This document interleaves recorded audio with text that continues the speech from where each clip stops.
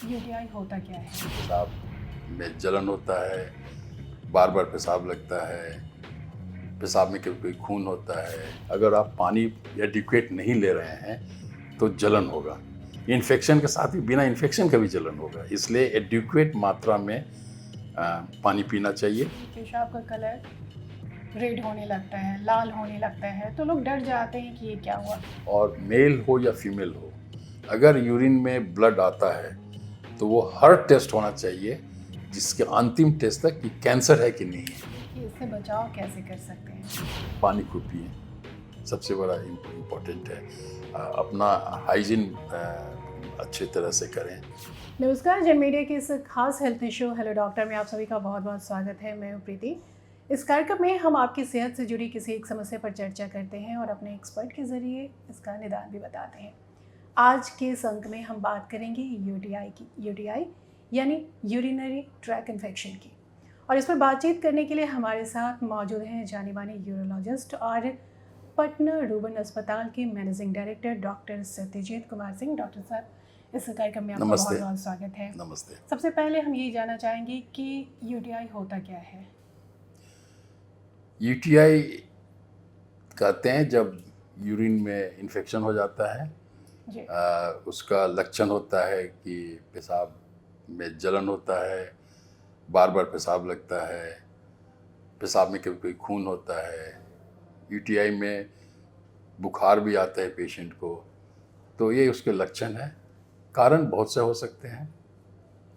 पहला तो हम यूटीआई बच्चों में बताएं तो बच्चे जन्म से कुछ बच्चे होते हैं जिनमें वेसाइकोइलेक्ट्रिक रिफ्लक्स कहलाता है, जिसका माने कि जब ब्लाडर से यूरिन बाहर निकलता है तो कुछ यूरिन उल्टा सीधा यूरेटर जो होता है, जो किडनी ब्लाडर और किडनी कनेक्ट करता है, ट्यूब, उसको यूरेटर कहते हैं, उसमें यूरेटर में चला जाता है। जो ज़्यादा मात्रा में रिफ्लक्स है तो किडनी तक चला जाता है, तो वो बार बार जाता है, उससे इन्फेक्शन बच्चों में होता है। या फिर बच्चों में पीयूजी ऑब्स्ट्रक्शन कहते हैं, जो किडनी से उसके जो कलेक्ट करने का जो सिस्टम है उसको पेल्विस कहते हैं, कैलिक्स कहते हैं, उससे जो यूरेटर नीचे जो ट्यूब आता है ब्लाडर में, उस जंक्शन यूरेटर अब किडनी के पेल्विस के जंक्शन पर रुकावट होता है, जो जन्म से होता है। तो उससे किडनी में यूरिन जमा होने लगता है, और कहीं भी यूरिन जमा होगा तो इसमें इन्फेक्शन होने की गुंजाइश रहता है। जैसे हम जो मरीज़ को बताते हैं कि दरिया में, नदी में बीचों बीच जहाँ स्ट्रीम है आप वहाँ उठाओ तो पानी बिल्कुल साफ़ रहता है। जैसे ऐसे किनारे जाएं तो पानी गंदा होने लगता है। वही पानी कहीं एक गड्ढे में जमा हो गया तो काला हो जाता है इन्फेक्शन से। ये हाल है यूरिन का भी, जमा होता है तो इन्फेक्शन के चांसेस बढ़ जाते हैं। उसके बाद एक बीमारी बच्चों में होता है यूरेथ्रल वाल्व। हर मेल में वो एक वाल्व होता है जो एम्ब्रियोलॉजिकली वो प्रेजेंट है, लेकिन 9 मंथ्स का प्रेगनेंसी होते होते, ख़त्म होते होते वो डिज़ोल्व कर जाता है, और बच्चा जब पैदा लेता है तो वो नहीं रहना चाहिए उस मेम्ब्रेन को, वाल्व को, तो यूरिन साफ़ होता है, लेकिन कुछ में वो रह जाता है। तो उसके कारण ब्लैडर में यूरिन पूरा जमा हो जाता है, बाहर नहीं निकलता है। उससे बैक प्रेशर से किडनी में खराबी होता है, इन्फेक्शन होता है। तो ये सब चीज़ बच्चों में है। और उसके बाद एक है कि बच्चों में, यंग लड़कों में ब्लैडर का ये स्टोन हो जाता है, जो हमारे यहाँ पहले ज़्यादा होता था, वो माल न्यूट्रिशन के कारण होता था। अब जैसे जैसे हमारे पॉपुलेशन में न्यूट्रिशन बेटर हो रहा है तो वो कम होते जा रहा है। दूसरा, फीमेल में बहुत रिकरेंट होता है urinary tract infection compare to male. जी। औरतों में क्यों होता है कि जो ब्लाडर से बाहर जो निकलता है उसको यूरेथ्रा कहते हैं। तो मेल में यूरेथ्रा का लंबाई ज़्यादा है और फीमेल में यूरेथ्रा का लंबाई छोटा होता है। तो जो सेक्सुअली एक्टिव वुमेन है उसमें कुछ जो अमूमन जो नॉर्मल है बैक्टीरिया जो सब में रहता है, सो कॉमेंशनल बैक्टीरिया कहते हैं, वो नॉर्मल है जो सब में होता है। लेकिन कुछ औरतों में वो ड्यूरिंग द इंटरकोर्स वो ब्लैडर में चला जाता है, यूरेथ्रा में जाता है, तो इन्फेक्शन ज़्यादा होता है। दूसरा औरतों में एक प्रॉब्लम है कि मेल, खासकर हमारे समाज में, कि पेशाब लगा तो कहीं भी कार रोक करके कहीं भी डिस्चार्ज कर दिया, अगर अच्छा टॉयलेट मिला तो वहाँ, नहीं तो कहीं कर देते हैं। फीमेल उतनी फ्रिक्वेंटली नहीं करते, वो रिटेन करती हैं क्योंकि उनको प्रॉपर जगह Hold मिले। करना पड़ता हाँ, होल्ड करना होता है, क्योंकि सही जगह नहीं मिला, सही टाइम नहीं है, तो उससे भी ब्लैडर थिक होता है, उससे भी इन्फेक्शन होता है। और दूसरा तो जो मेल फीमेल सब में होता है कि मेल में भी रुकावट जो उम्र पे प्रोस्टेट के कारण हुआ, स्ट्रक्चर के कारण, उसमें इन्फेक्शन होता है। स्टोन दोनों में, मेल फीमेल दोनों में होता है, उससे इन्फेक्शन होता है। तो ये सब कारण है इन्फेक्शन का। जी। तो बच्चे में होता है, उसका निदान है कि अगर डायग्नोज हो गया तो उसका करेक्टिव सर्जरी करते हैं, उसे वाल्व का ऑपरेशन करते हैं, या पीयूजी ऑब्स्ट्रक्शन जो किडनी और यूरेटर के बीच में, उसका ऑपरेशन किए उसे वो ठीक हो जाता है।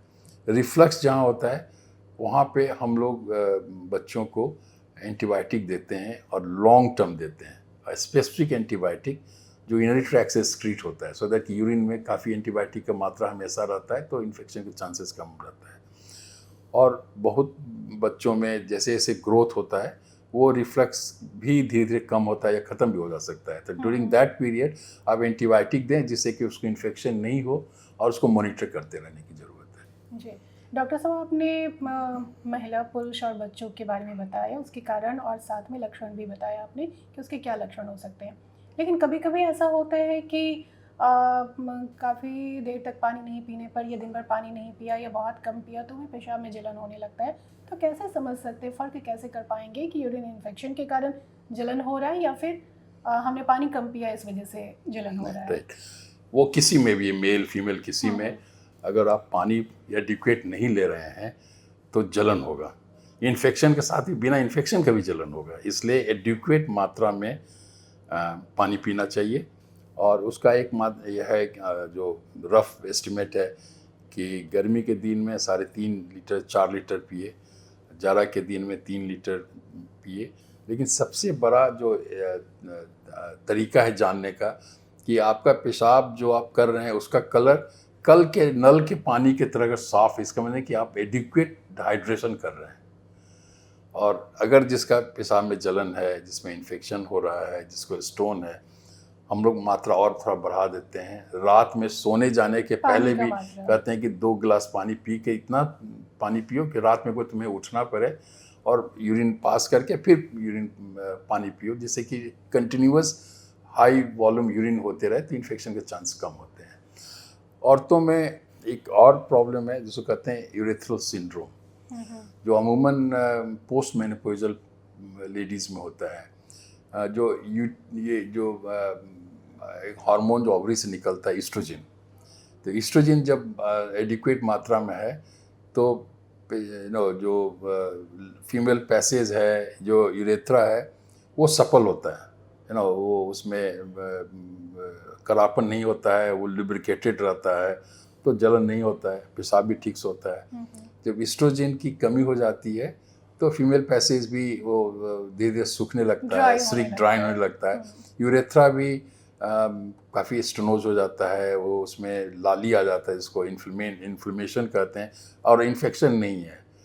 तो इसमें बहुत सावधानी की ज़रूरत है कि आपको औरतों में अगर सिम्टम हो रहा है जलन का, बार बार पेशाब करने का, तो must distinguish between urethral syndrome and UTI. और उसका तरीका जो हम देखते हैं कि यूरिन अगर कल्चर के लिए भेज दिए तो ग्रोथ हो सकता है। वो ग्रोथ जो हमने कहा कि कॉमेंसल बैक्टीरियास हो सकता है, इन्फेक्टिव बैक्टीरियास हो सकता है, लेकिन रूटीन यूरिन में पसेस ज़्यादा नहीं है तो मोस्ट लाइकली ये कंटामिनेटेड है जी। तो ये टेस्ट करना ज़रूरी है। और हम लोग जो अगर यूरेथ्रल सिंड्रोम है या एल्डरली में, हम लोग ब्लड यूरेथ्रा को डायलेट करते हैं, उनको एंटीबायोटिक देते हैं। एंटीबायोटिक का फुल डोज देते हैं 10 दिन तक, उसके बाद सिंगल डोज उनको 2 महीना 3 महीना तक लगातार देते हैं, जिससे बैक्टीरिया क्या है कि आप एंटीबायोटिक दिए तो सिकुड़ के अपने अराउंड एक सेल बना लेता है और वो एक्टिविटी कम कर देता है, तो सिम्टम ठीक हो जाता है। लेकिन आप एंटीबायोटिक का लेवल जैसे ही कम हुआ वो फिर से एक्टिव हो जाता है, तो ऐसे में हमें long term antibiotic low dose में देते हैं फीमेल को या बच्चे जिनमें रिफ्लक्स है उनको, तो वो इफ़ेक्टिवली इस बैक्टीरिया को मारता है। तो ये प्रिकॉशन है, पानी खूब पिए। जी। और पोस्ट मेनोपॉजल औरतों में हम लोग एस्ट्रोजन क्रीम देते हैं जो हमेशा यूरिन पैसेज में लगाते हैं, जिससे कि एक सब्स्टिट्यूशन हुआ और यूरेथ्रा हमेशा सपल और सॉफ्ट रहता है। कभी कभी ये देखा जाता है डॉक्टर साहब कि पेशाब का कलर रेड होने लगता है, लाल होने लगता है, तो लोग डर जाते हैं कि ये क्या हुआ। तो ये कब होता है और ये इसको कितना सीरियसली लेना चाहिए? आपने बहुत इम्पोर्टेंट क्वेश्चन पूछा है, दो तरह से। एक तो बहुत अगर कॉन्सेंट्रेटेड यूरिन है तो लगेगा कि लाल है, या आप कोई किसी तरह का कुछ वेजिटेबल्स है जिसके खाने से यूरिन लाल होता है, जैसे कैरेट है, ये है। तो फर्स्ट की अगर पेशाब लाल शक हो रहा है तो उसका आप टेस्ट करवा लें, तो माइक्रोस्कोप में पता चल जाएगा कि यूरिन आरबीसी कहते हैं, रेड ब्लड सेल्स, उसकी मात्रा कितना है और सिग्निफिकेंट है तो उसका जांच पूरा होना चाहिए। और मेल हो या फीमेल हो, अगर यूरिन में ब्लड आता है तो वो हर टेस्ट होना चाहिए जिसके अंतिम टेस्ट तक कि कैंसर है कि नहीं है, क्योंकि 70% में शायद कुछ नहीं निकलेगा, 30% में इन्फेक्शन हो सकता है, स्टोन हो सकता है, और सबसे बड़ा बात कि कैंसर कुछ केसेस हो सकता है। और ये एक ऐसा चीज़ है कि यूरिन लाल हुआ, ब्लड आया, एक वार्निंग हुआ, वो अपने आप भी ठीक हो जाता है। तो जो ठीक हो गया, कोई दवा लिए तो लगता है कि उस दवा में बीमारी ठीक हो गया, दवा ले लिए ठीक हो गया। अगर कैंसर है तो धीरे धीरे अंदर अंदर बढ़ता जाएगा, और सही जांच नहीं हुआ, डायग्नोज नहीं हुआ, तो अगला वार्निंग जाता तक में वो कैंसर काफ़ी बढ़ा हुआ रह सकता है। इसलिए ये मैंडेटरी है कि अगर यूरिन में ब्लड आता है, लाल पेशाब होता है, तो पहले आप जांच कराएं, उसमें देखें कि ब्लड अगर है तो पहला अल्ट्रासाउंड करके देखें, उसमें कुछ अगर स्टोन निकला या कोई कुछ नहीं निकला तो सीटी स्कैन कराते हैं, उसमें कुछ नहीं निकला तब दूरबीन से हम लोग सिस्टोस्कोपी करते हैं, वो देखें, क्योंकि कुछ बीमारी जो है जैसे टीबी है, कार्सिनोमा इन साइटू कहते हैं, वो ब्लैडर के सरफेस पे होते हैं, वो सीटी में नहीं आएगा, अल्ट्रासाउंड में नहीं आएगा, लेकिन नेकेड आई से अगर हम सिस्टोस्कोपी से देखेंगे तो दिखाई पड़ेगा और उसका बायोप्सी लेकर के उसको प्रूव कर सकते हैं। इसलिए इतना इम्पोर्टेंट है कि वेस्टर्न कंट्रीज़ में, खास इंग्लैंड, कनाडा, इस सब में ओपीडी का वेटिंग लिस्ट बहुत लंबा है, 6 महीना, 9 महीना। लेकिन वहाँ एक नोटिस है पब्लिक में, अगर यूरिन में अगर ब्लड आता है तो वहाँ पर हिमिचूरिया क्लिनिक होता है, जिसमें कोई रेफरेंस, वहाँ पे पेशेंट अस्पताल तभी आते हैं जब जीपी उनको रेफ़र करते हैं। लेकिन हिमिचूरिया अगर हो गया और सेक्सुअली ट्रांसमिटेड डिजीज़, ये दो चीज़ ऐसा है कि उनका कोई अपॉइंटमेंट की ज़रूरत नहीं है, वो सीधा हिमिचूरिया क्लिनिक में आएंगे, एसटीडी क्लिनिक में आएंगे, उनको उस दिन देखा जाएगा और पूरा इन्वेस्टिगेशन किया जाएगा। इसलिए बहुत ज़्यादा है जो लोगों को जानना चाहिए कि ब्लड है तो कोई दवा खा के और ख़त्म हो गया, नहीं दवा खाए अपने आप ख़त्म हो गया, दर्द है ख़त्म हो गया, ये नहीं समझे कि आपकी बीमारी ख़त्म हो गई।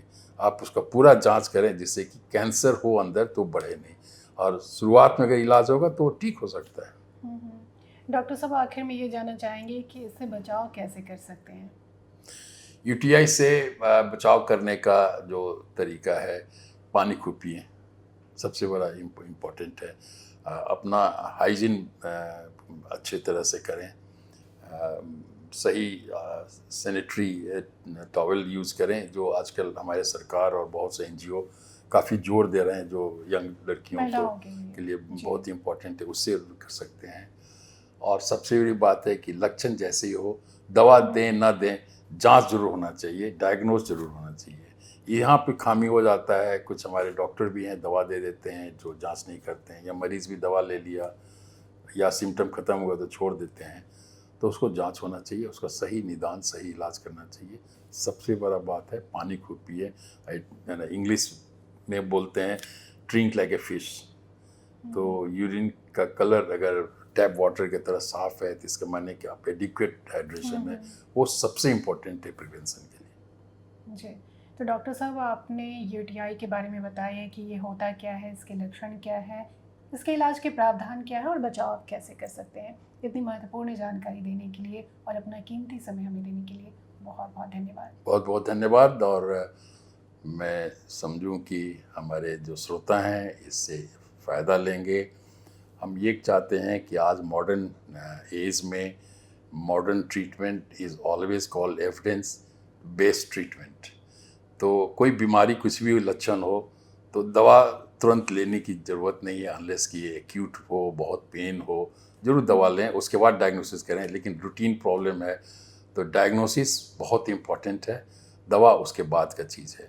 तो सही मायने में किस कारण से हो रहा है उसका अगर निदान होगा तो सही ठीक होगा। मैं फिर से कहता हूँ, पेशाब में अगर खून आता है कभी नेगलेक्ट नहीं करें। एक बार आया, सिर्फ एक बार आया, एक ही दिन आया, तब भी उसका पूरा जांच सही जगह में सही स्पेशलिस्ट के साथ होना बहुत ज़रूरी है। तब आप कैंसर क्या बीमारी को बहुत अर्ली पहचान सकते हैं, उसका इलाज होगा तो ठीक हो सकता है। धन्यवाद, बहुत बहुत धन्यवाद। बिल्कुल। उम्मीद है कि डॉक्टर साहब की कई बातों पर अमल करेंगे, सजग रहेंगे, तब सतर्क रहेंगे, तभी तो स्वस्थ रहेंगे। फिलहाल आज के अंक में इतना ही। अगले अंक में हम फिर मिलेंगे नए विषय और नए विशेषज्ञ के साथ। तब तक के लिए मुझे यानी प्रीति को दीजिए इजाज़त। नमस्कार।